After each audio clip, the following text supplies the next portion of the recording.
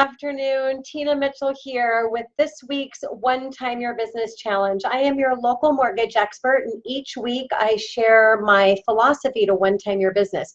Are you living life, or is your business living you? I've created this space to help you take your time management and business efficiency to the highest level possible. One time your business and take control of your business so you can take control of your life back. And this week's challenge is my one timing exercise. So I'd love to share with you first of a story and a turning point for me in my mortgage industry. I started in the mortgage business in May of 1995. And in May of 1999, I finally figured out that it would probably be a good idea to hire a real coach, somebody that would help me get to the next level in my business. And so I hired this coach, and the first thing he did is have me do an exercise, which I now call my one timing exercise. And I've named the exercise, I've made the exercise about everything that we do internally in our business for quite a few years. And I just want to bring it to you and share it with you as well, because it was a turning point for me and my business. What he did is he wanted me to write down every call and email that came into my office, and then I had to fax it over to him at the end of the day for accountability purposes. Now, I could not believe I just hired a coach that was going to take time out of my busy day, time that I already did not have enough of to get all the things done that I needed to do.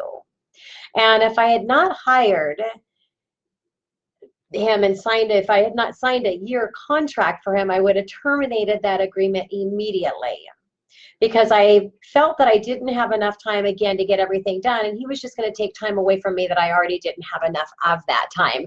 So I would have terminated the agreement, but I couldn't. So I have moved forward with the coaching program, and I did the exercises he had me do.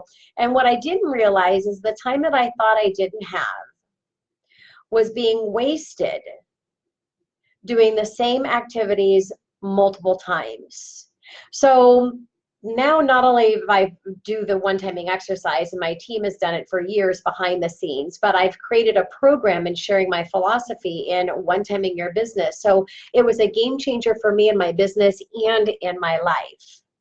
Now, my definition of one-timing your business is to do something once, so you can consider it a one and done. If you are not one-timing your business, you're doing the same activities multiple times, duplicating your efforts and wasting valuable time. So what this exercise is to make note of calls, emails, text messages that come into your office. Now, you may be telling yourself, or I know you'll say this the exact same thing that I did, is you don't have enough time to do this. I'm here to share with you today, I said the exact same thing. I did not have enough time not to do this. Sometimes we have to take a step back in order to move forward, correct? And I've shared with you before the 3 mind shifts into one-timing your business. The second mind shift is taking the hard road, and the hard road represents change. And it takes time to change, time that you may feel that you do not have enough of to get all the things done that you already have to do on your plate. I get that. But you must take this step backwards in order to move forward, because here's the reality you will recognize and notice, just as I did. The time that you thought you didn't have was getting wasted doing the same activities over and over again, duplicating your efforts and wasting valuable time. So I want to share 4 core areas that you're going to notice of areas that time is getting wasted, where you can actually one-time something. You're creating a process or adding to your system or your process something to do so that you can consider it a one and done. You do not have to do it again. So there's 4 core areas that you'll recognize. First are questions. What questions do you have coming into your office from your clients and referral partners? You should not have questions coming in. You should be able to one-time that so people don't have to ask questions. We're going to go into that in more detail when we get into presentation in a future week's challenge. But by doing this exercise and making note of these questions that are coming in, you'll be able to figure out a way to one-time them. So here's an example in my mortgage business of questions that were coming in. And this is just one example. I have so many examples. I just don't have enough time to share it with you in this space. But here's a good example. And it actually was the inspiration behind creating my mortgage software. So I own a mortgage software. I created and developed it, hired a developing team to build it out. But it was in the spirit of one-timing. And these two questions I'm going to share with you right here were the start of my journey in creating an Excel spreadsheet, which eventually became a full-blown application that was much more than what it started with, obviously, than an Excel spreadsheet.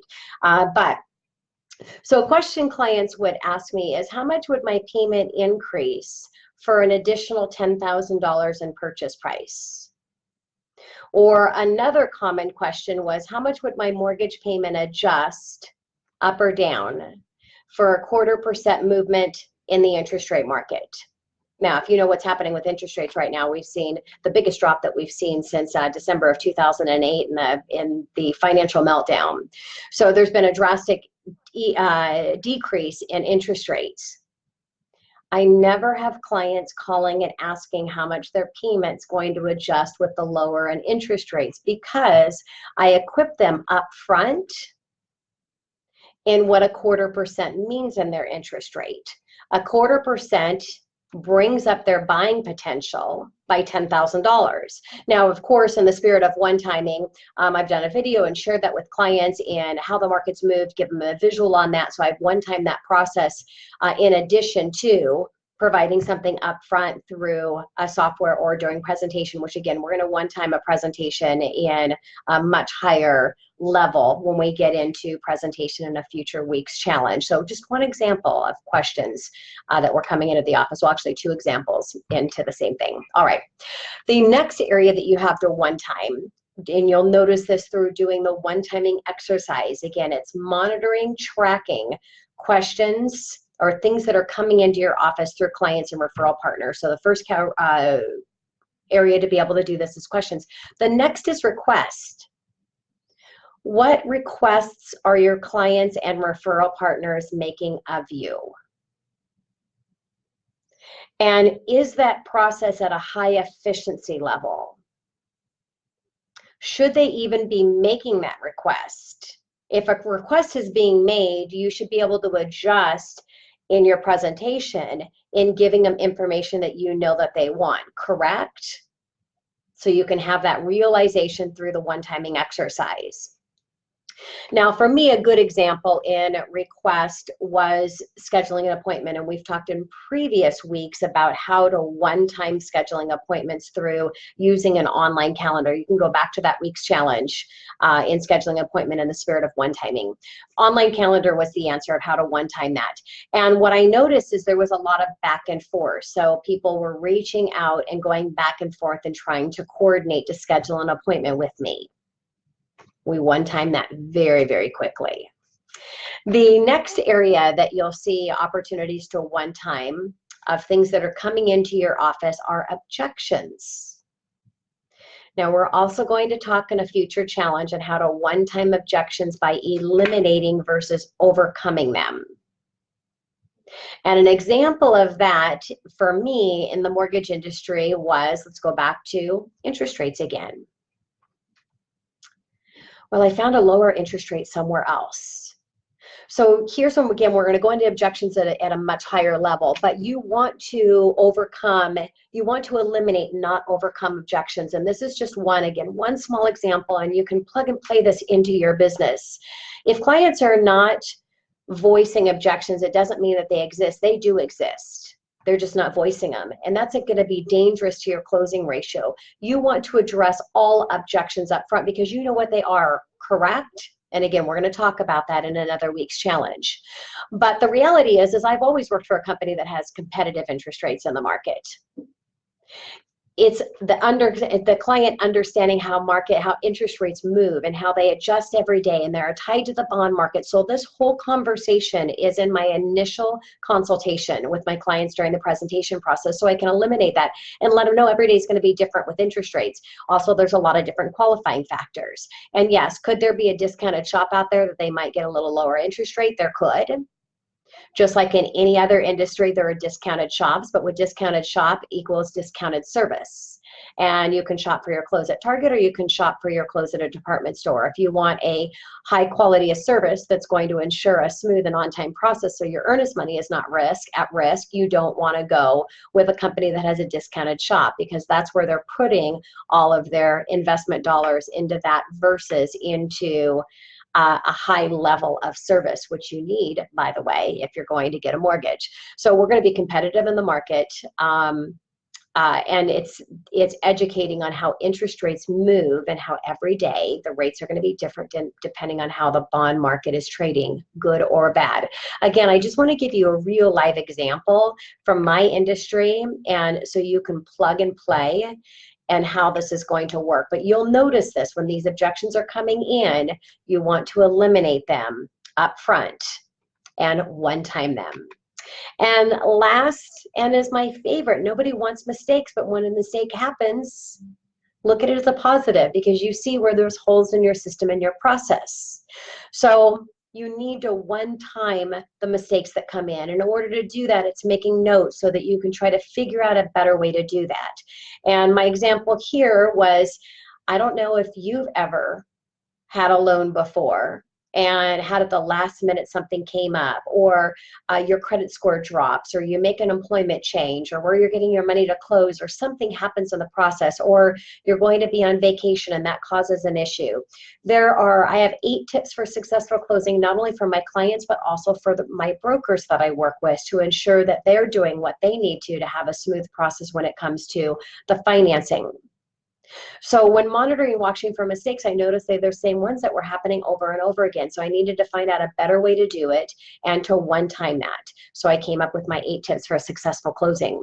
So again, these are just a few examples that to go in conjunction with the core areas that you're going to find where there are areas for you to one-time through the one-timing exercise.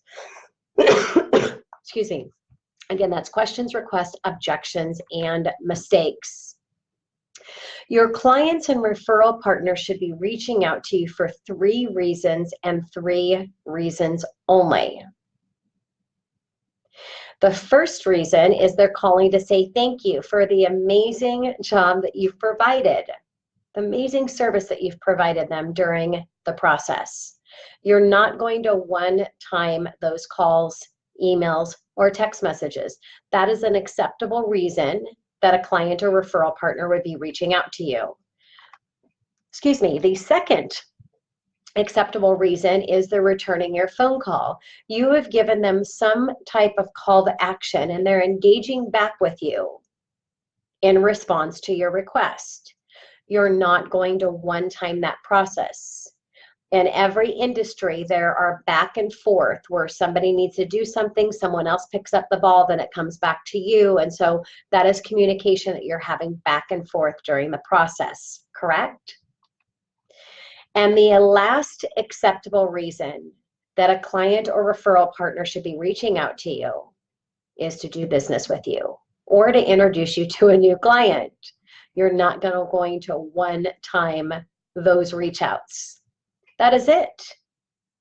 If you're getting calls, emails, or text messages for any other reason, unless it's a one-off means that it's most likely never going to come up again. It's just a one-off conversation that you're having. But majority of them are not one-off. They're the same ones that are coming in over and over again. So why not one-time those questions, one-time the requests, one-time the objections, and one-time the mistakes that are happening.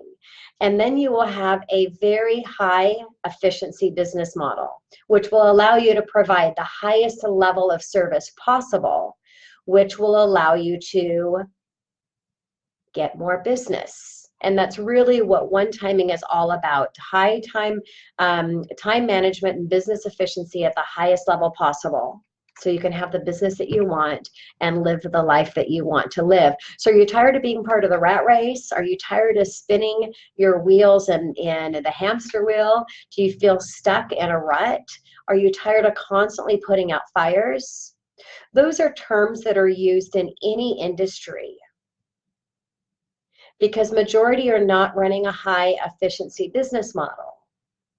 And by doing the one timing exercise, you will be able to fill in the gaps that are in your business and what are needed to take control of your time so you can take control of your business and take control of your life back.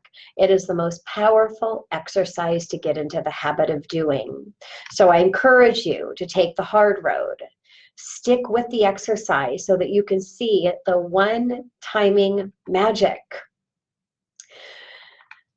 The challenge for you this week is to make sure before you leave the office at the end of the day, you have come up with at least 5 things that you can one time. If you haven't, I'm going to encourage for you to go back and take a look at your sent and deleted emails. Take a look at your text messages and just read through them. And I guarantee you, you will find questions that are coming into the office, requests that are being made of you, objections that are happening, and mistakes that are happening in your business. And by making note of that, having a safe place, you can go back to, have it time blocked in your calendar, that was another week's challenge as well, that you're thinking about solutions so that you can one time these. For more information on my One Time Your Business 8-week burn, I have a live virtual online course to take your time management and business efficiency to the highest level possible in spirit of one timing. It's a complimentary course. I'd love to spend the powerful 8 weeks with you. The link will be included in this post. For my realtors that are listening, I actually have 15 clock hours available as well. So the course is complimentary unless you want the 15 clock hours, and then it's $99. So I created this space in an extension of my mortgage practice. Please don't forget about me for all of your mortgage needs. And that's what I'm passionate about doing. This course, again, is an extension just because I'm able to run a high efficiency business model, run a great course. I just got back from President's Club. If you're wondering what's going on with my forehead, this is a scar, by the way. But yes, I got a lot of sun in Cabo for President's Club.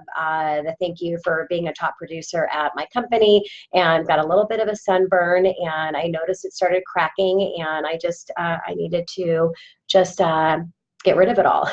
So I'm back at work and happy to be here with you with this Facebook live group. Thank you everybody for saying hi. Good to see you. Jeff, hope everything's going well for you in Mexico. David Lee, good to see you. Hey Leslie, how's it going? Can't wait to get together this weekend. Melissa, can't wait to see you on live. We're actually in week 3 right now for our course, and Melissa's in that group. Aaron and James, thank you for chiming in. Please reach out to me if you would like to know how to work with me one-on-one, and otherwise I hope that you can join my next One Time Your Business 8-week burn. Have a great day, and I look forward to talking with you soon. Bye.